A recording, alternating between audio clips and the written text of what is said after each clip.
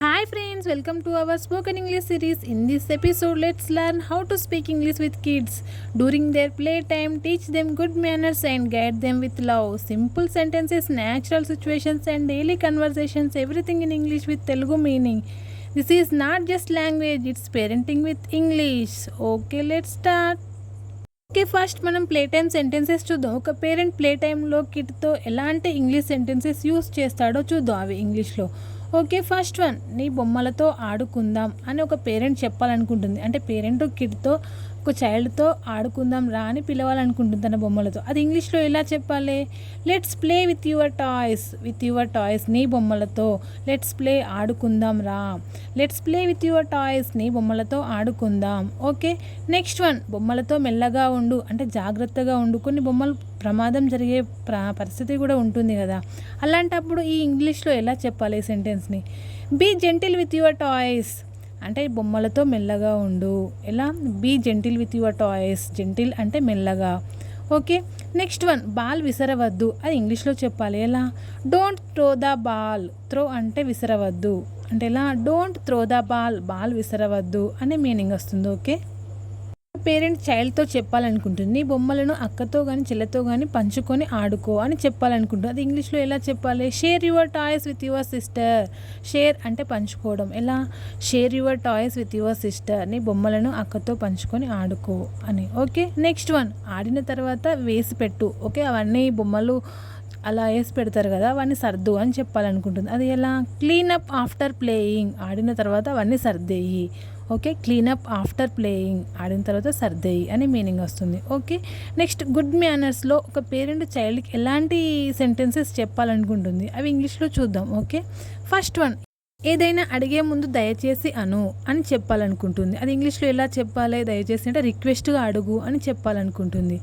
అది ఇంగ్లీష్లో చూద్దాం. Say please when you ask something అంటే నువ్వు ఏదైనా ఒకరిని అడిగే ముందు రిక్వెస్ట్గా అడుగు. ప్లీజ్ అనేది యాడ్ చెయ్యు.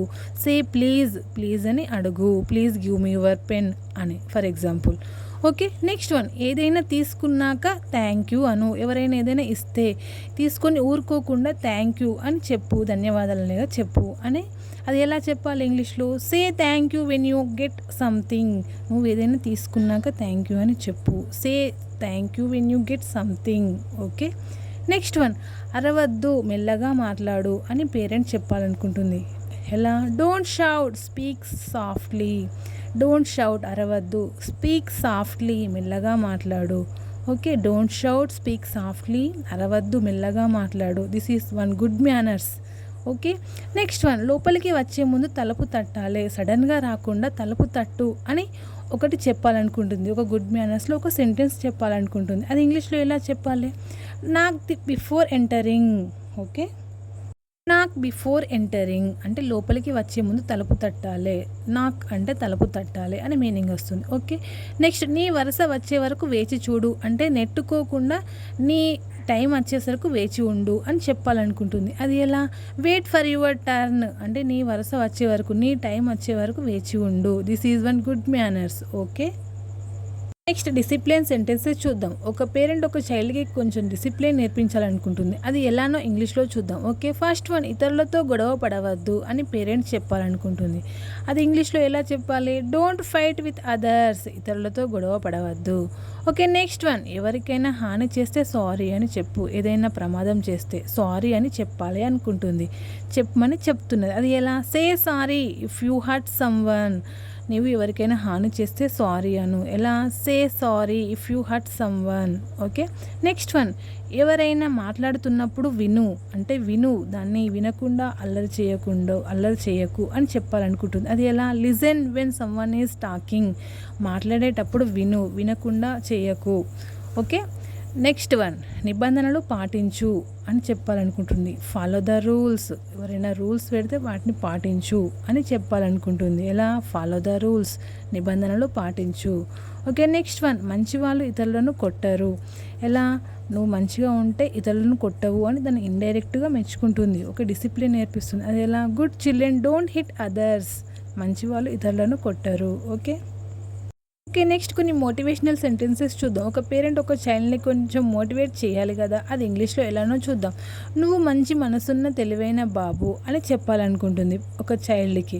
అది ఎలా? You are a kind and smart kid. Smart kid అంటే తెలివైన బాబు, కైండ్ అంటే మంచి మనసున్నవాడు. You are a kind and smart kid, నువ్వు మంచి మనసున్న తెలివైన బాబు.